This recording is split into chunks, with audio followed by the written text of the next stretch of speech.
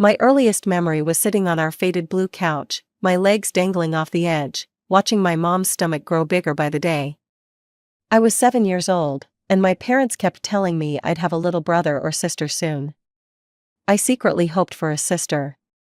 "Nellie, come feel," Mom would say, grabbing my small hand and placing it on her round belly. I'd feel the tiny kicks and imagine a friend, someone to play dolls with, someone who'd look up to me. But when my brother Ethan was born, everything changed. I still remember the day they brought him home. Dad was carrying this tiny bundle wrapped in a blue blanket, and Mom was walking beside him, looking tired but happy. "Come meet your brother, Nellie," Dad said, his voice filled with a pride I'd never heard before. I peered at the wrinkly, red-faced baby. He wasn't much to look at, honestly, but my parents acted like he was made of gold. "Our son," Dad kept saying to visitors, "finally, an heir to the family name." I didn't understand what that meant then, but I felt the shift immediately. Suddenly, I was on the outside looking in. The first few months, I thought it was just because babies need a lot of attention. My teacher, Ms. Parker, had explained that when she noticed me drawing sad faces during art time.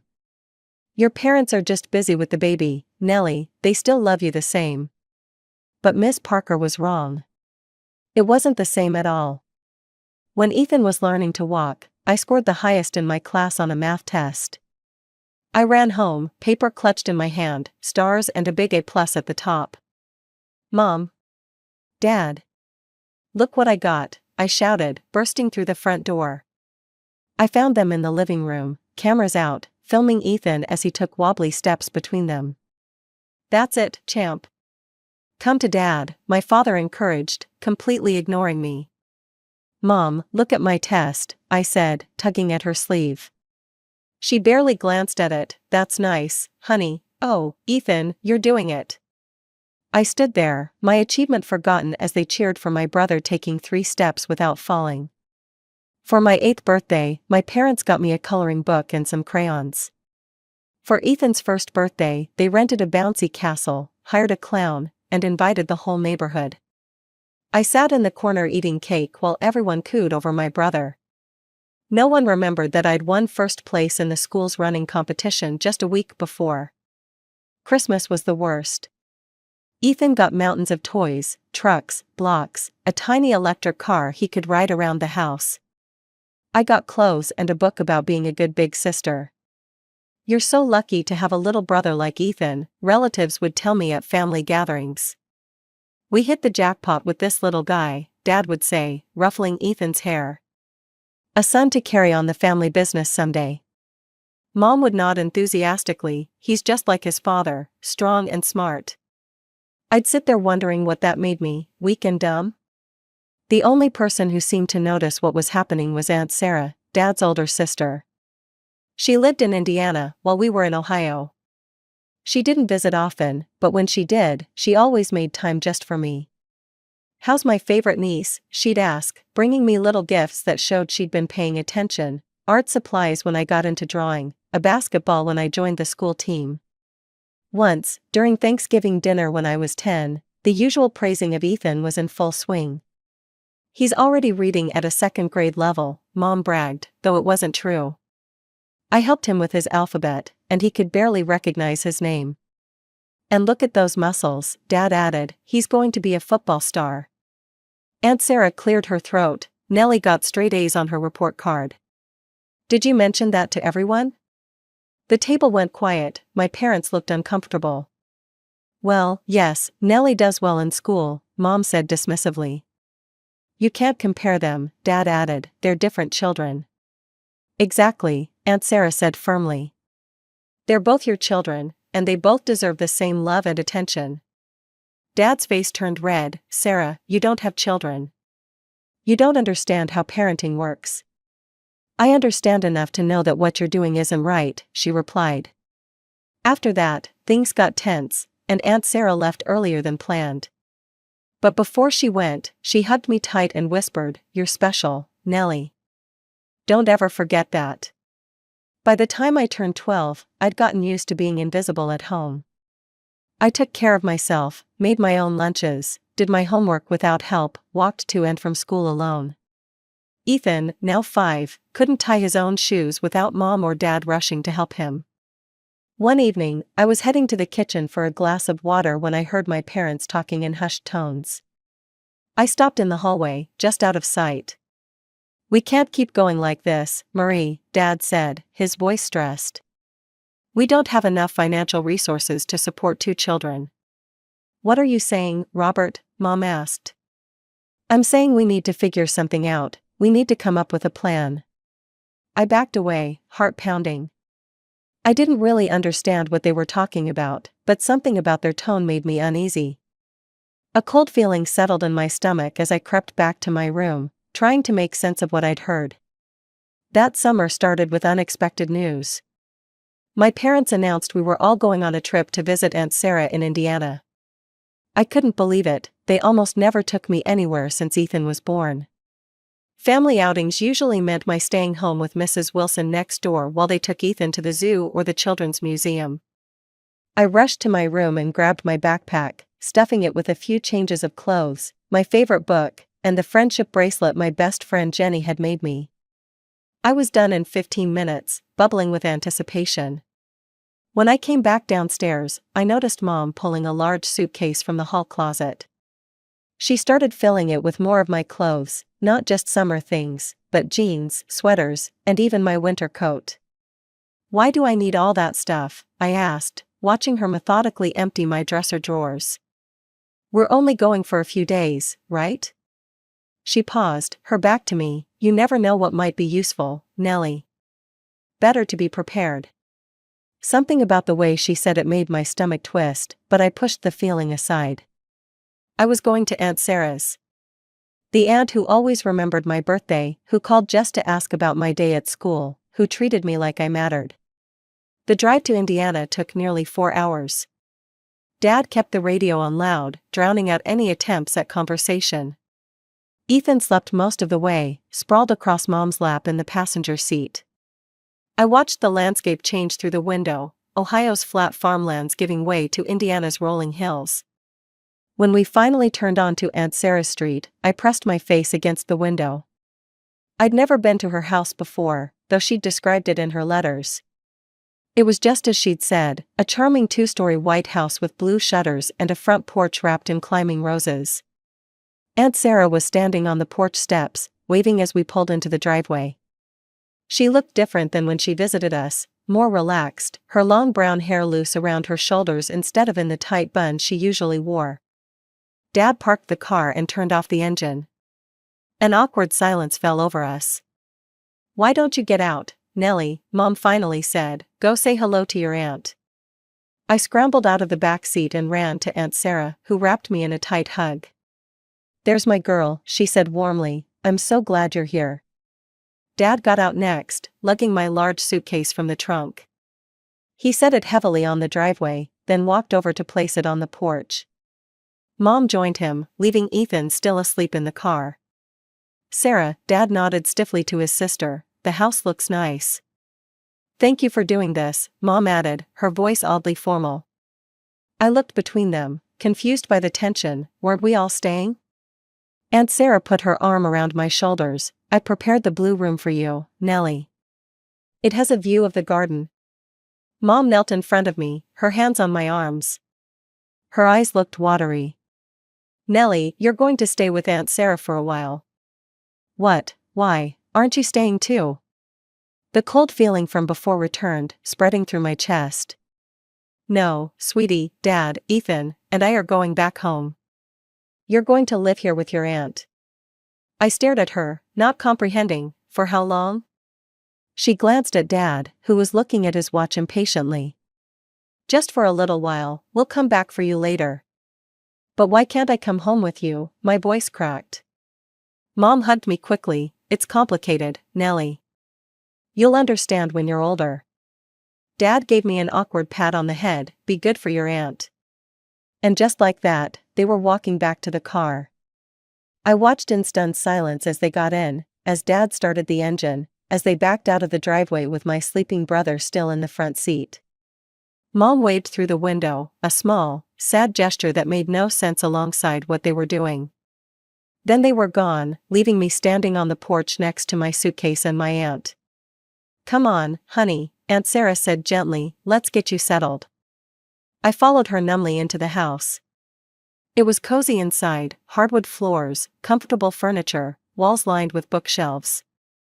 Under different circumstances, I would have loved it immediately. Aunt Sarah showed me to my room on the second floor. It was painted a soft blue, with a white dresser, a desk by the window, and a bed covered with a patchwork quilt. "I hope you'll be comfortable here," she said, setting my suitcase down. "I know this is a shock, but I promise I'll take good care of you." That night, I didn't cry. I lay awake in the unfamiliar bed, convinced this was just a strange, extended visit. My parents would realize their mistake and come back for me. They wouldn't just leave me here permanently, they couldn't.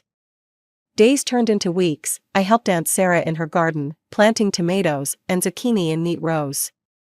The physical work kept my mind occupied, my hands too dirty to reach for the phone and call home again. Aunt Sarah owned a small bakery in town called Sarah's Sweets. She took me there almost daily, teaching me how to measure flour precisely, how to tell when bread dough had risen enough, how to pipe frosting onto cupcakes in perfect swirls. "You have a natural talent for this," she told me one afternoon as I decorated sugar cookies.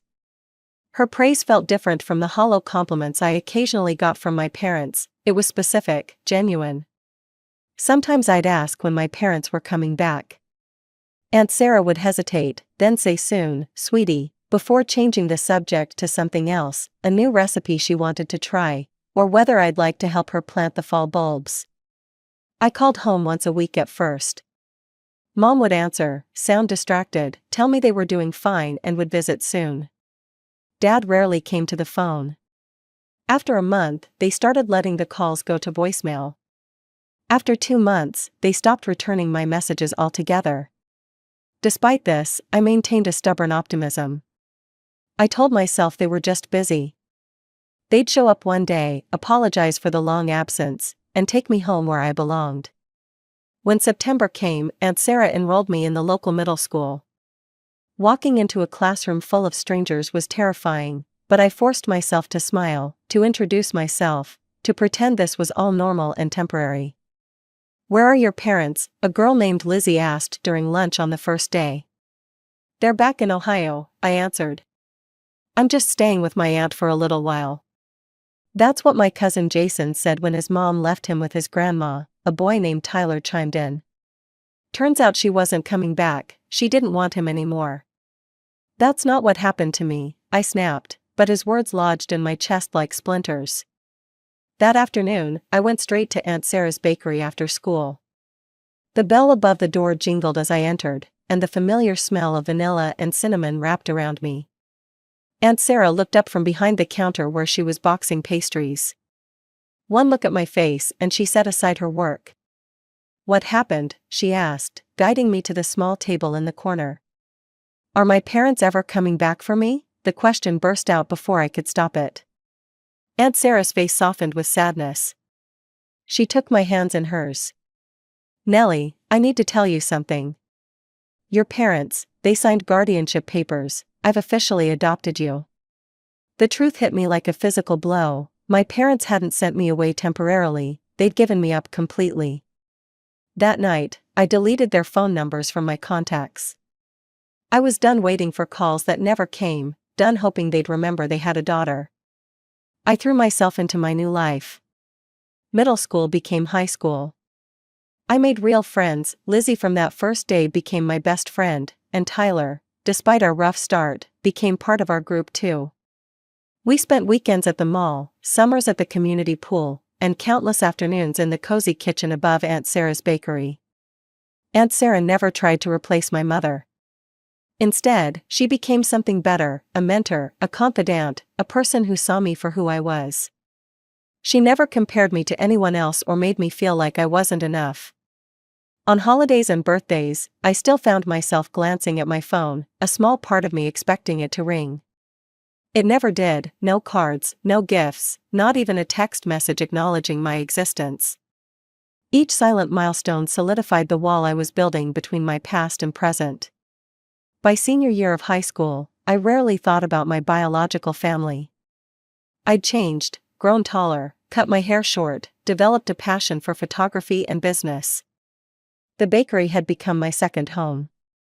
Aunt Sarah had expanded, opening a second location across town. I worked there after school, learning the business side of things, ordering supplies, managing schedules, balancing books. "I want you to understand every aspect of running these bakeries," Aunt Sarah told me one evening as we closed up shop. "It'll all be yours one day." I looked at her, surprised. "What do you mean?" "I don't have anyone else, Nellie. You're my family now, the only family that matters to me. Everything I have will go to you." I hugged her fiercely, unable to express how much her words meant to me. She'd chosen me when my own parents hadn't wanted me. After high school graduation, Aunt Sarah handed me an envelope containing a check for college tuition. "I'd been saving for this since you came to live with me," she said. I attended the state university, 3 hours from home. Business management became my major, with a minor in culinary arts. Every other weekend, I drove back to visit Aunt Sarah. By then, she'd opened a third bakery location, turning her small business into a respected local chain. During my junior year of college, everything changed again. I came home for a regular weekend visit to find Aunt Sarah looking pale and thin. "Just a bug that's been going around," she insisted when I expressed concern. But I noticed she winced when she reached for things and barely touched her dinner. 2 weeks later, she called me at my dorm. Her voice was steady, but I could hear the fear underneath. "The doctors found something, Nellie, cancer. They've caught it late, stage 3. I drove home that night, skipping my Friday classes. We sat at the kitchen table, looking over medical pamphlets, discussing treatment options. 2 years, the doctors estimated, with aggressive treatment. "I'm not afraid," Aunt Sarah told me, reaching for my hand. "I've had a good life, especially these last few years with you. But there are things we need to get in order." She'd already spoken to her lawyer. Everything would go to me, the house, the bakeries, her savings. Not to anyone else, she emphasized, and I knew she meant my father, her only sibling. I took a semester off from college, managing the bakeries while accompanying Aunt Sarah to chemotherapy sessions. When I returned to school, I arranged my schedule to be home 4 days a week. She insisted I finish my degree. "I'll be at your graduation, even if they have to wheel me in," she promised. She kept that promise, though by then she was too weak to leave the hospital. The nursing staff set up a video call, and I held my phone up as I crossed the stage, making sure she could see me in my cap and gown. 2 weeks later, she slipped away peacefully in her sleep. I was holding her hand, telling her about new summer recipes I wanted to try at the bakeries. I like to think she heard me. The funeral was small, Aunt Sarah's employees, neighbors, a few friends from her church. I stood beside her casket, accepting condolences from people whose lives she'd touched. I felt numb, adrift without her steady presence. As the service was ending, I noticed 3 figures at the back of the funeral home. My breath caught in my throat. Even after 11 years, I recognized them instantly: my father, mother, and brother. My mother looked older, lines around her eyes and mouth that hadn't been there before. My father's hair had thinned and grayed. And Ethan, no longer the little boy I remembered, but a tall teenager who looked uncomfortably out of place in his dark suit. They approached me slowly, hesitantly. My mother reached out as if to hug me, but I stepped back. "We heard about Sarah," my father said awkwardly. "We're so sorry, Nellie." "We've missed you so much," my mother added, her eyes welling with tears. I looked at them coolly. "Why are you here? You haven't been interested in my life for the past 11 years. They exchanged glances, clearly not expecting such directness. Before they could answer, a man in a dark suit approached us. "Ms. Nellie Adams? I'm James Porter, your aunt's attorney. We need to meet regarding the reading of the will." "Are you family members as well?" he asked, looking at my parents. My father straightened. "Yes, I'm Sarah's brother, Robert Adams." The attorney nodded. Then you should be present too, my office, tomorrow at 10. As he walked away, I noticed something change in my parents' expressions, a spark of interest, a calculation. In that moment, I understood why they'd suddenly reappeared in my life after all these years. They weren't here for me, they were here for whatever Aunt Sarah might have left behind. The next morning, I arrived at the attorney's office first. I wore a simple black dress, something Aunt Sarah had helped me pick out for business meetings. Professional, she'd called it. Armor, I thought now. My parents and Ethan arrived 5 minutes later. My mother tried again for a hug, which I sidestepped. We sat in uncomfortable silence until Mr. Porter invited us into his office. Thank you all for coming, he began, opening a thick folder. I'll get straight to the reading of Sarah Adams' last will and testament. I stared at my hands as he read through the legal preamble. When I glanced up, I caught my parents exchanging glances, my father nodding slightly as if confirming something.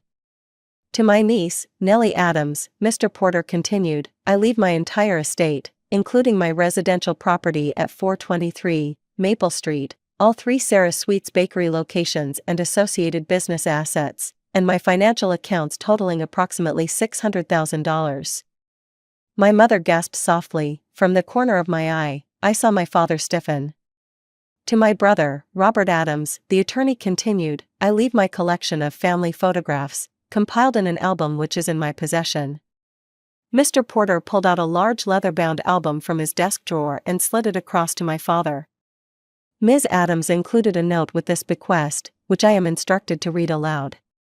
He adjusted his glasses. Robert, these are photographs of Nellie from age 12 through her college graduation. I've collected them so you might understand what you lost when you abandoned her. Perhaps seeing the remarkable young woman she's become without your presence will help you recognize the magnitude of your mistake. The room fell silent. My father stared at the photo album, not opening it. My mother looked like she'd been slapped. Ethan, who'd barely spoken, shifted uncomfortably in his seat. The rest of the meeting passed in a blur of paperwork and signatures. When it was over, my parents lingered in the parking lot beside my car. Nellie, please, my mother began, we need to talk. We've made mistakes, my father added, terrible mistakes. But we're still your parents. I laughed then, a sharp sound with no humor in it. You stopped being my parents the day you dropped me off at Aunt Sarah's and drove away. We were struggling financially, my mother said quickly, we couldn't provide for both. Don't, I cut her off, don't pretend this was about money. You chose Ethan over me from the day he was born. Leaving me with Aunt Sarah just made it official. My father stepped forward, we want to make things right, to be a family again. 11 years too late, I replied coldly. For the next few weeks, they persisted. They found my number somehow, calling from different phones when I blocked them. They showed up at the main bakery, trying to talk to me. They sent emails, text messages, even handwritten letters to Aunt Sarah's, my house. They loved me, they claimed, they'd made a terrible mistake, they wanted to reconnect, to know the woman I'd become. I ignored it all until a particular letter arrived about a month after the funeral.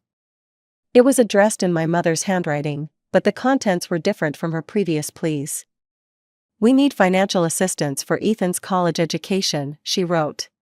You might not love us anymore, but surely you don't want to punish your brother. He was just a child when everything happened. He needs help with tuition, and with your inheritance, you could easily provide it. Something in me snapped. I sat down at Aunt Sarah's old desk and penned a reply. You separated me from my brother when he was 5 years old, I wrote. You made sure we never formed a bond, never became siblings in any meaningful way. You can't now appeal to a relationship that you yourselves destroyed. I feel nothing for Ethan, not love, not hate, just indifference. He's a stranger to me, as are you both. Continue attempting to contact me, and I will file harassment charges. Your financial problems are not my concern. After mailing that letter, the communication stopped. I threw myself into running the bakeries, preserving Aunt Sarah's legacy while adding my own touches. I hired more staff, updated the menus, and renovated the original location. Sometimes, in quiet moments, I wondered about them, if Ethan had found a way to go to college, if my parents still lived in the same house, if they ever truly regretted what they'd done. But those thoughts came less and less frequently as the months passed. Life went on. I dated occasionally, maintained close friendships, joined the Chamber of Commerce, and became part of the community in ways my aunt would have been proud of. The pain of losing her never completely faded, but it softened into something I could carry. One afternoon, as I was closing the original bakery location, I noticed a young woman peering through the window. She looked about 18, clutching a backpack, her expression uncertain. "We're closed," I said, opening the door slightly. "We open again tomorrow at 7. "Are you Nellie?" she asked hesitantly. "Nellie Adams?" I nodded cautiously. "My name's Grace," she said. "My mom, she abandoned me with my grandparents when I was 10. They told me what happened to you, how you built a life after being abandoned too. I just wanted to meet you." I looked at her, young, scared, trying so hard to be brave, and saw myself 11 years ago. "Come in," I said, opening the door wider. "I've just made a fresh batch of cinnamon rolls. Aunt Sarah always said there's nothing that can't be improved by good food and honest conversation." As we sat at the small table in the corner, the same one where Aunt Sarah had told me the truth all those years ago, I realized something important. The family we're born into isn't always the family we end up with. Sometimes the people who truly love us are the ones who choose us, day after day.